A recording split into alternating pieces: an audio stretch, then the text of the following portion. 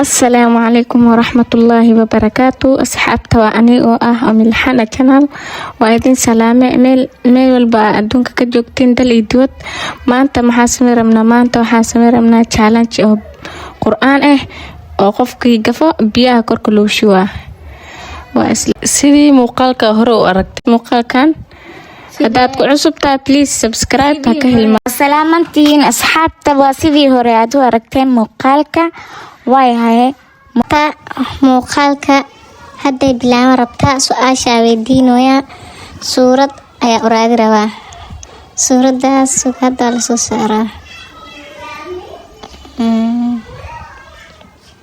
sheeg imise jeer ayaa quraanka lagu sheegay magaca Allah jawaabtu waa 1740 jeer.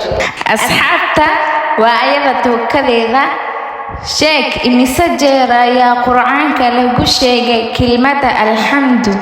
jawaabtu waa 27 jeer.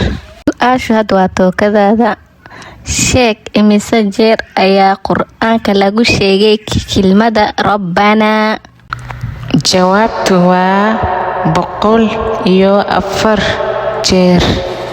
hadda waa tookadaada sheeg imise jeer ayaa quraanka lagu sheegay magaca jibriil alayhi salaatu wassalaam. jawaabtu waa 4 jeer. jawaabtaada waa qalad. fiir sidii qalad ku noqday waxay dhahay sheeg imise jeer ayaa quraanka lagu sheegay magaca jibriil jawaabtu waxaan ku dhahay waa 4 jeer. qalad see ku noqday wuxuu ku noqday qalad waxaa la rabay in la dhaho 3 jeer adina waxaa sheegtay 4 jeer. saxan tahay wallaahi waa saxan tahay.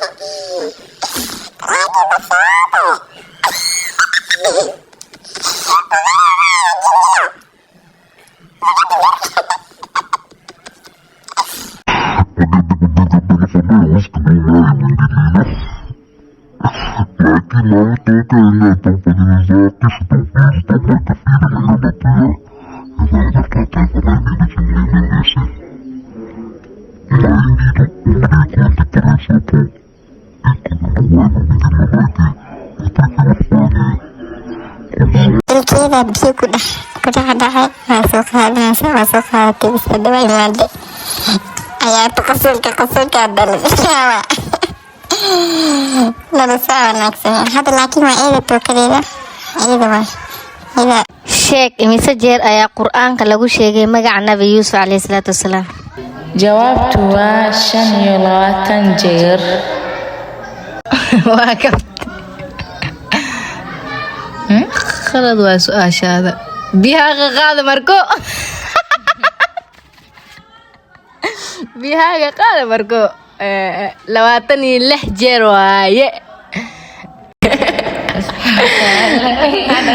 biyaha waa qaada turdaya isku jimaysa neefta way u xirmi neefta mudalkeen biya uridii neefta way u xirmi aku malah jam sabi isku jimay ani ya isku jimay asxaabi